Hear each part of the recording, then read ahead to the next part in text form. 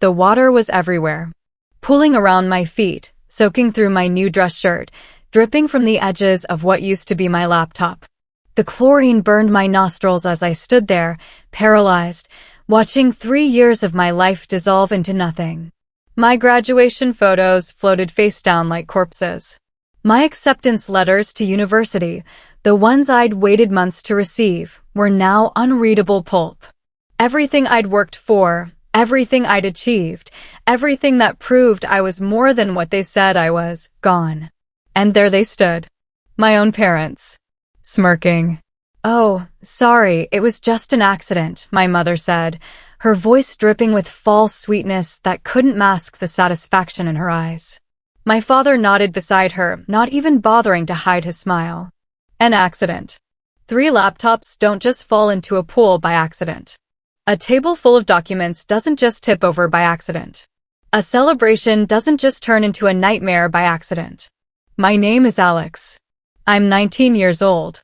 And that night, the night of my university induction party, I realized my own parents weren't just careless.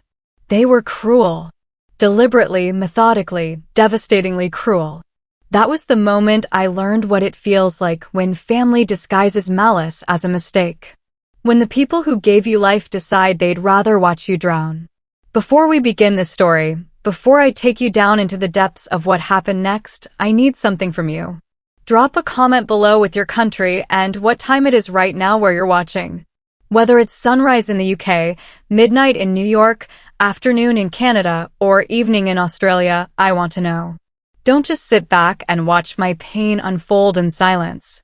Tell me where in the world you are, because what happened to me could happen anywhere, to anyone, at any time. Now, let's dive into the story that nearly destroyed me and ultimately set me free. The sound of my footsteps echoed against the wet concrete as I walked away from that pool, away from the whispers of guests who'd witnessed the whole thing.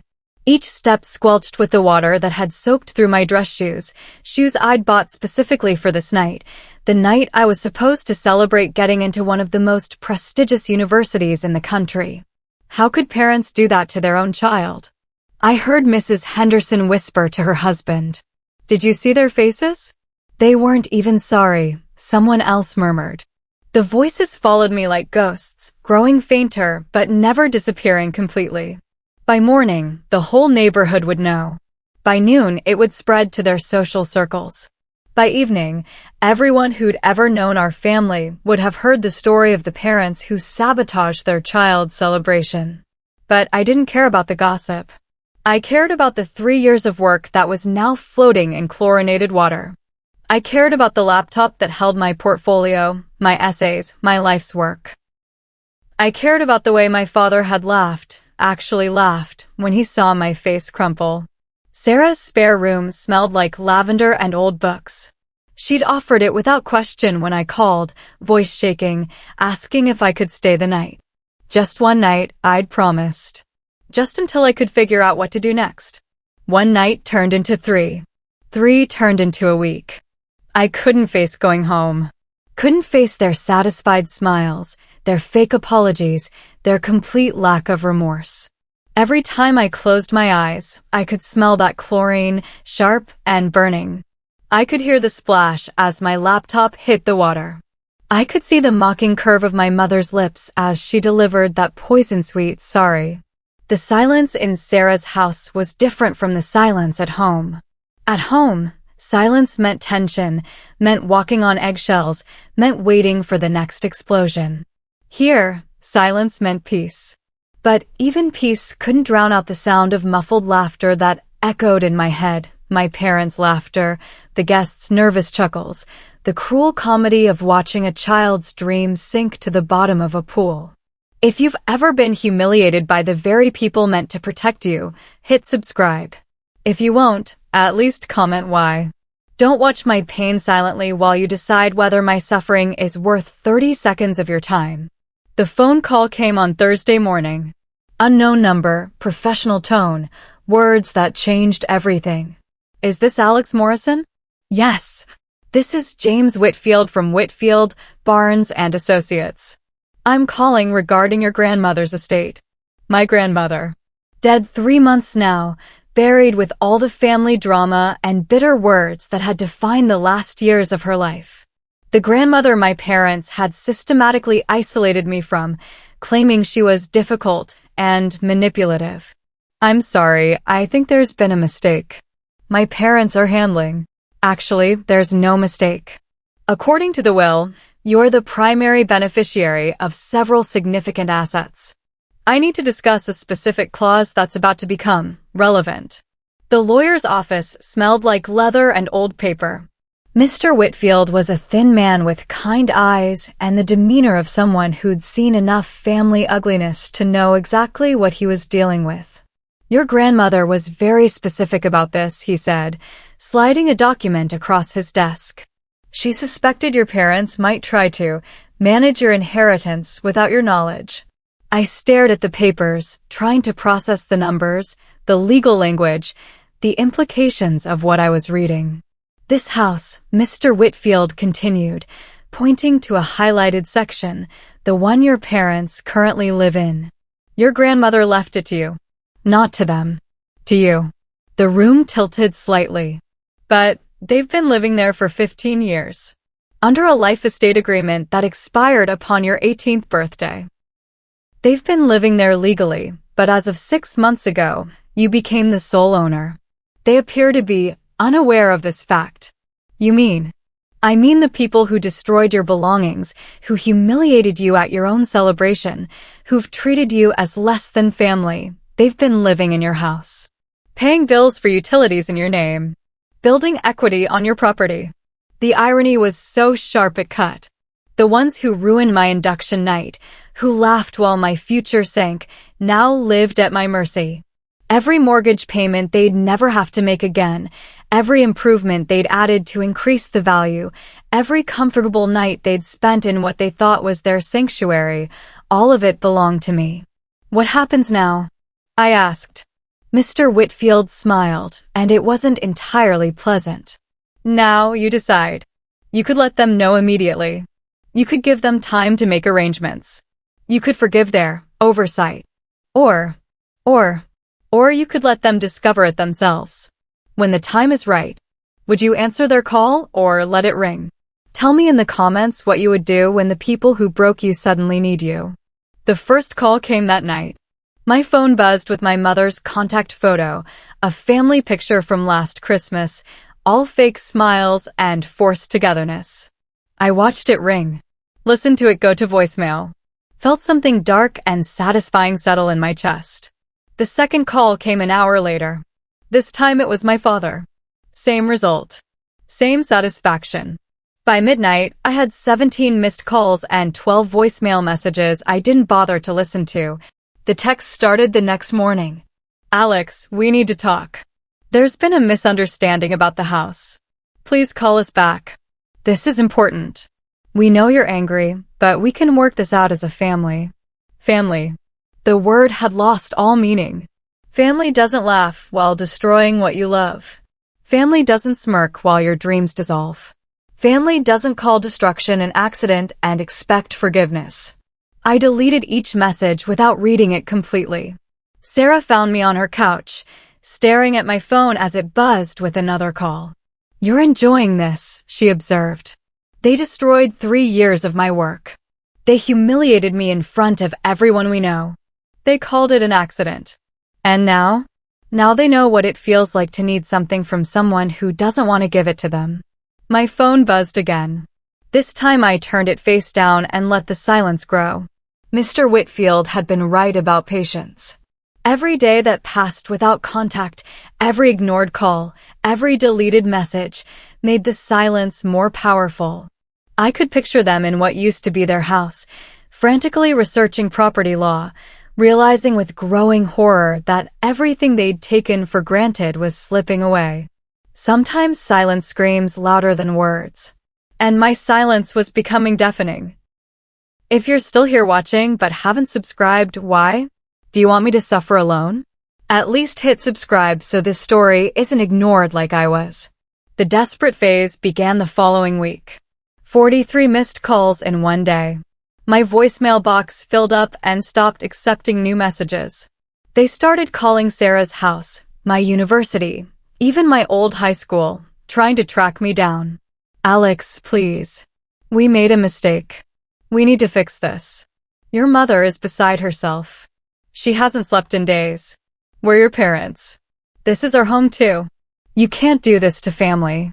But I could. And I was. The beautiful thing about inheriting something is that it becomes yours completely. No negotiations, no compromises, no family meetings where everyone gets a vote. Just pure, legal, undeniable ownership. They'd spent 19 years teaching me that my wants didn't matter, that my needs were secondary, that my pain was acceptable collateral damage for their convenience. Now they were learning what it felt like to be powerless. Mrs. Henderson called Sarah's house, ostensibly to check on me, but really to gossip. Your parents have been asking everyone in the neighborhood if they've seen you, she reported. Your mother looks terrible. Lost weight, dark circles under her eyes. Your father's been driving around town every evening, checking parking lots and coffee shops. Good. Let them drive. Let them search. Let them feel the uncertainty of not knowing, the helplessness of having no control, the frustration of being ignored. The lawyer's strategy was perfect in its simplicity. Do nothing. Let them panic. Let them realize that the child they'd dismissed as powerless now held their entire future in hands they'd taught to be ruthless. They'll probably hire their own lawyer soon, Mr. Whitfield warned during one of our meetings. Try to find a loophole, challenge the will, claim undue influence. Let them try. Your grandmother was very thorough. She knew exactly what she was doing when she wrote this will. Every contingency is covered. How did she know? About the way they treated me. Mr. Whitfield's expression softened slightly. She saw more than they realized. The way they spoke about you, the way they dismissed your achievements, the way they always made excuses for not including you in family decisions. She might have been old, but she wasn't blind. My grandmother, the woman they'd called manipulative and difficult, had seen through their facade. She'd known they would try to control whatever she left behind, so she'd put it beyond their reach. Even from the grave, she was protecting me. The invitation arrived on a Tuesday. Hand-delivered, written on my mother's best stationery, perfumed with the lavender scent she always wore to hide the smell of cigarettes. Dearest Alex, we know we've hurt you, and we want to make things right. Please come home for dinner this Friday. Let's talk as a family and find a way forward together. All our love, Mom and Dad. The formality was laughable. Dearest Alex. She'd never called me dearest in my life. The carefully chosen words, the perfect penmanship, the obvious coaching from whatever lawyer they'd eventually hired, it all reeked of desperation masked as reconciliation. But I was curious. Curious to see how they'd play this, what lies they'd tell, what promises they'd make. Curious to see the people who'd raised me transform into strangers begging for mercy. I called and accepted. Friday evening arrived with the kind of golden light that makes everything look more beautiful than it really is. The house, my house, looked exactly the same from the outside. Same white columns, same perfectly manicured lawn, same expensive cars in the driveway. But I saw it differently now. Saw it as property, as asset, as mine. The grand dining room had been set with the good china. Candles flickered on the table, casting shadows that danced across the walls like ghosts of better times. The smell of my mother's famous roast filled the air, mixed with the wine they'd opened to loosen tongues and encourage forgiveness. They were waiting in the living room when I arrived. My mother, thinner than I'd ever seen her, wearing the dress she saved for special occasions. My father, his hair grayer than I remembered, his confident posture replaced by something that looked almost like humility. Alex, my mother breathed, standing as if to embrace me. I stepped back. Hello. The distance in my voice hit them like cold water. They'd expected the broken child who'd fled their cruelty 3 weeks ago. Instead, I stood before them calm, composed, and utterly untouchable. You look well, my father said carefully. I am well. We've missed you. Have you? Each short response was a needle, precise and painful. I watched them exchange glances, saw my father's jaw tighten, watched my mother's hands tremble slightly as she poured wine she probably needed more than I did. "Dinner's ready," she announced, her voice artificially bright. We sat at the table where I'd eaten thousands of meals, where I'd done homework while they watched television, where I'd told them about my university acceptance only to have them respond with lukewarm congratulations and immediate concerns about cost. The conversation started with safe topics: weather, local news, careful questions about where I'd been staying and whether I was eating enough. All of it surface level, all of it avoiding the real reason we were there. Finally, my father cleared his throat. "Alex, we need to address what happened at your party." "Do we?" "It was." He paused, choosing words carefully, an unfortunate misunderstanding. "Was it?" My mother leaned forward. "We never meant for your things to be damaged." The table was unstable, and when it fell, "Stop." The single word cut through her explanation like a blade. She froze mid-sentence. "You're going to sit there and lie to my face?" I asked quietly. "We're not lying. You pushed that table. I watched you do it. You smiled while my laptop sank. You laughed while I stood there dripping and humiliated. That's not. You called it an accident." To my face, while smirking. The silence stretched between us like a chasm. My mother's eyes filled with tears that might have been real or might have been performance art. My father's face had gone pale. "We made a mistake," he said finally. "No. A mistake is forgetting to pick up milk. A mistake is being late for dinner. What you did was deliberate cruelty disguised as carelessness." "We're your parents," my mother whispered. "Are you?" "Because parents protect their children. Parents celebrate their children's achievements. Parents don't destroy what their children love most." "We know we hurt you." "Do you? Do you really? Or did you just find out about the house?" The question hung in the air like poison gas. I watched the blood drain from their faces, watched the careful masks slip, watched the truth bloom between us like a toxic flower. "The house," my father repeated slowly. "My house," I corrected. "The house my grandmother left to me. The house you've been living in without my permission. The house that's about to teach you what powerlessness feels like." My mother's wine glass shook in her hands. "Alex, please." "Please what?" "Please forgive you? Please pretend it was an accident? Please let you continue living in my property after you destroyed my life." "It's our home too," my father said, his voice rising. "Is it? Because the deed says otherwise. The will says otherwise. The law says otherwise." I stood up slowly, my chair scraping against the hardwood floor that belonged to me. "You want to know what an accident is?" I continued. "An accident is when someone you trust turns out to be cruel. An accident is when parents who should love you decide to break you instead. An accident is realizing that the people who raised you are strangers. We're still your family," my mother sobbed. "Family doesn't laugh while destroying what you love. This isn't about family, it's about control. You've spent 19 years teaching me that my feelings don't matter, that my needs are secondary, that my pain is acceptable if it serves your purposes." I walked toward the door, each step deliberate and final. "You drowned my laptop that night. But tonight, I drown your lies." "Alex, wait." But I was already gone, walking out of my house, leaving them sitting at their carefully set table with their untouched roast and their useless tears and their complete, devastating powerlessness. If you felt that walkout, subscribe. If you won't, at least comment. What's stopping you from supporting someone who finally stood up for themselves? The collapse was beautiful in its thoroughness. Within days, news of their situation had spread through their social circles like wildfire. The prestigious law firm where my father was a partner suddenly found their client questioning his judgment. How do you trust a man who can't even manage his own family's legal affairs? How do you rely on someone who didn't know he'd been living in his child's house? My mother's charitable organizations, the ones where she'd built her identity as a pillar of the community, started distancing themselves. Board positions that had seemed secure suddenly became under review. Luncheon invitations stopped arriving. Phone calls went unanswered. They sabotaged their own child for money, became the whispered consensus. And they didn't even know the money wasn't theirs to begin with.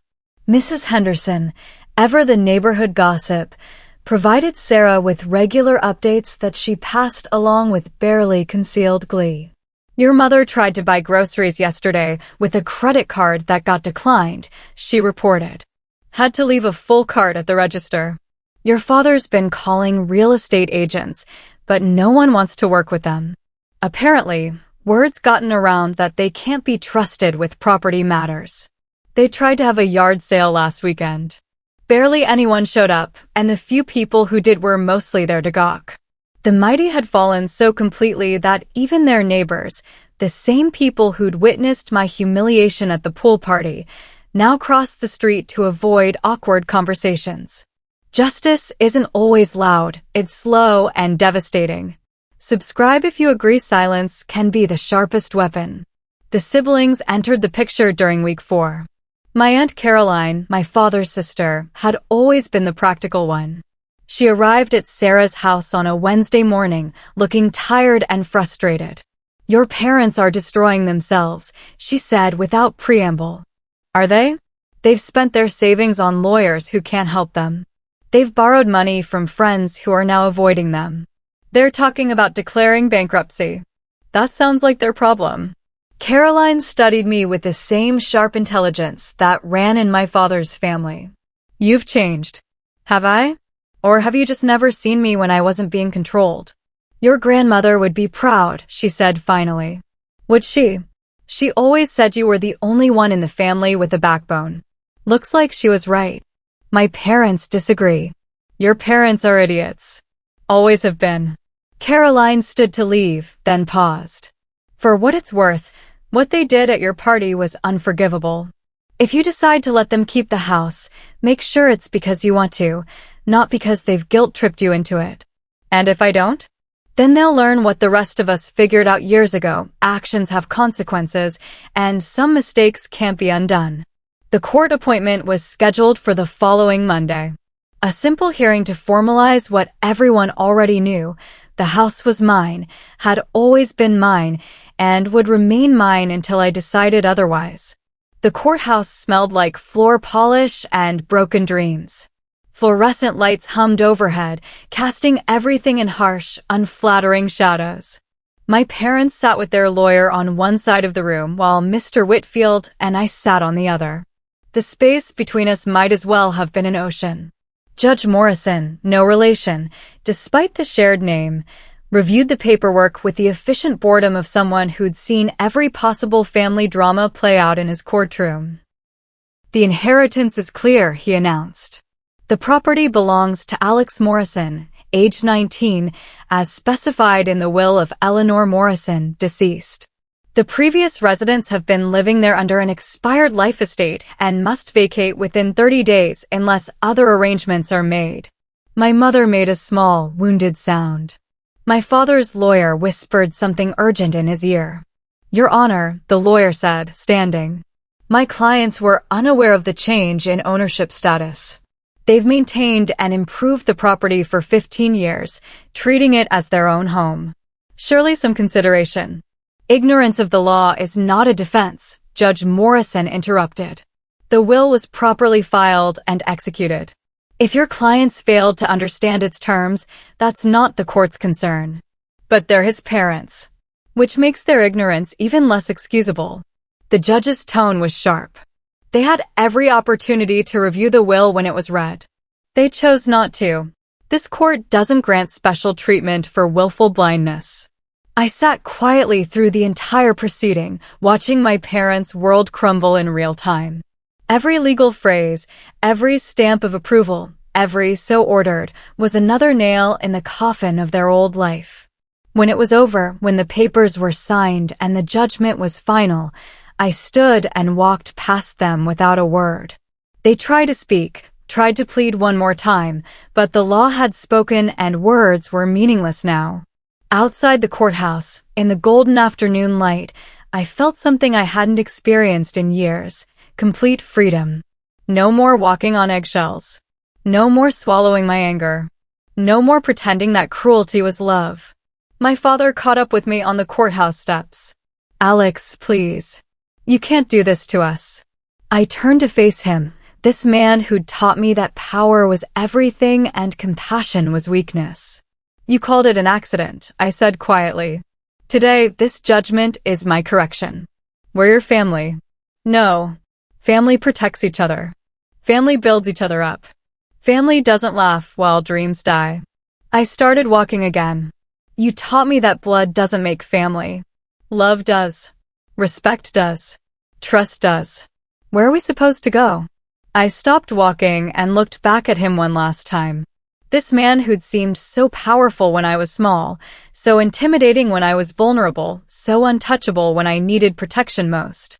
Now he looked exactly like what he was, a middle-aged man who'd made terrible choices and run out of people to blame. That's not my problem anymore. The sun was setting as I walked away from the courthouse, casting long shadows behind me. Somewhere in the distance, I could hear my mother crying, my father arguing with their lawyer, the sound of a family destroying itself with its own poison. I didn't look back. At the start of this story, they said I wasn't part of their family. By the end, I chose not to be.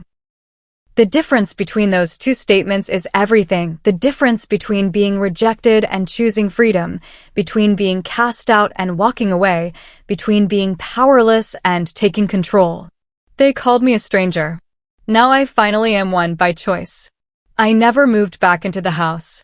Sold it 6 months later to a young couple with 2 kids who filled it with laughter instead of cruelty. Used the money to pay for university without loans, to buy a small apartment where no one could destroy my things, to build a life where accidents were actually accidents and family was something you chose. My parents? They rented a small apartment across town. My father's law practice never recovered from the scandal. My mother's social standing evaporated completely. They sent cards on my birthday that I returned unopened. They called on holidays that I spent with friends who'd become the family I'd never had. Sometimes I wondered if they understood what they'd lost. If they realized that their cruelty had cost them not just a house, but a child. If they ever looked back on that night by the pool and wished they'd chosen differently. But those thoughts came less and less frequently as the years passed. Healing means learning to care more about your future than their regrets. What would you have done in my place? Would you forgive or walk away forever? Comment below, because your answer matters to me. It matters because somewhere out there, someone else is standing by their own pool, watching their dreams sink, trying to decide if they're strong enough to walk away from the people who hurt them. This is not just my story, it's a warning.